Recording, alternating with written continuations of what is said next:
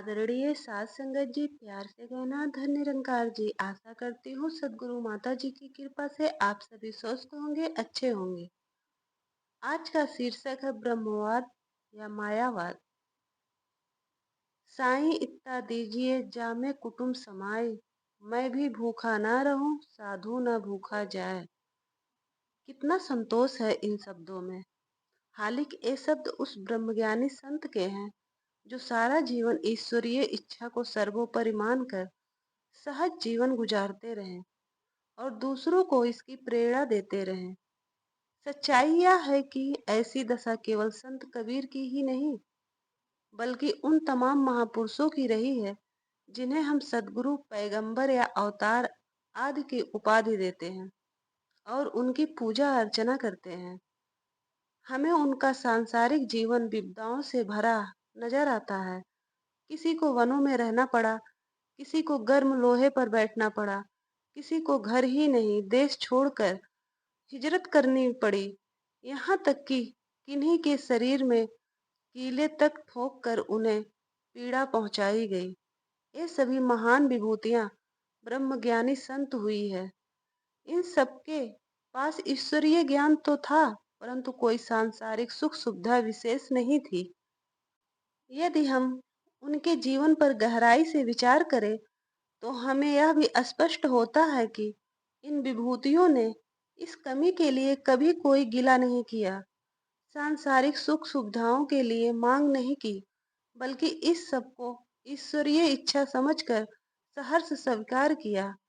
इसका कारण था उनका ब्रह्म और माया से दूर रहना। वे नश्वर शरीर के लिए नश्वर वस्तुओं को प्राप्त करने की बजाय शाश्वत आत्मा के लिए सदैव रहने वाले ब्रह्म से जुड़ा रहना भी ठीक समझते थे।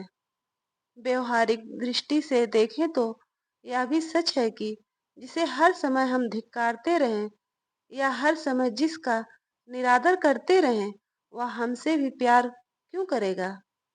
ये महात्मा माया को मिथ्या स्वप्न छलावा तक कहते रहे, तो फिर माया इनका साथ क्यों देती। शायद यही कारण है कि इन दैवी विभूतियों के पास कोई सांसारिक सुख सुविधा नहीं थी। यह तथ्य सामने आता है कि जिनके पास ब्रह्म है, प्राय उनके पास माया की सुख सुविधा नहीं होती, और जिनके पास माया के सब सुख साधन होते हैं, वे प्राय ब्रह्म से विमुख होते हैं। परंतु इसका भाव यह भी नहीं कि वे दीनहीन और दुखी होते हैं। वास्तव में उनके पास ब्रह्म द्वारा दिया हुआ शांत भाव होता है, तृप्ति होती है। उन्हें इस सांसारिक पदार्थों की चाह ही नहीं होती। इसी कारण ये माया से मोह नहीं रखते। यही कारण है कि मायावी अभाव के कारण ये माया से मोह नहीं रखते।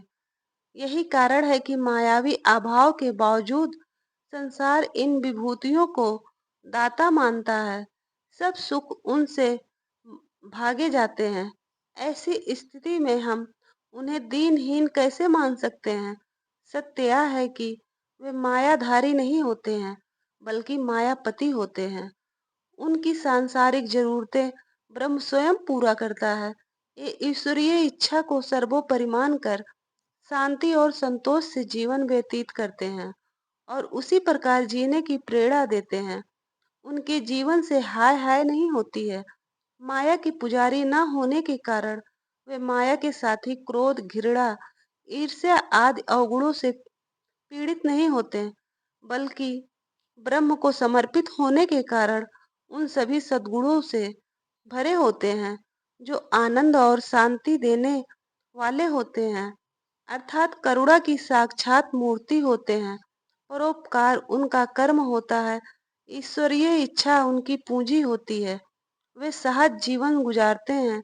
हर व्यक्ति को शाश्वत सुख पाने के लिए निरंकार ब्रह्म की प्राप्ति करके स्वयं को निराकार के साकार रूप सद्गुरु को समर्पित होकर जीवन जीने की प्रेरणा देते हैं।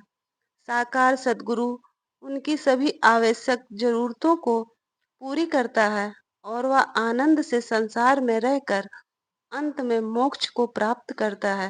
सात संगत जी, प्यार से कहना, धन निरंकार जी।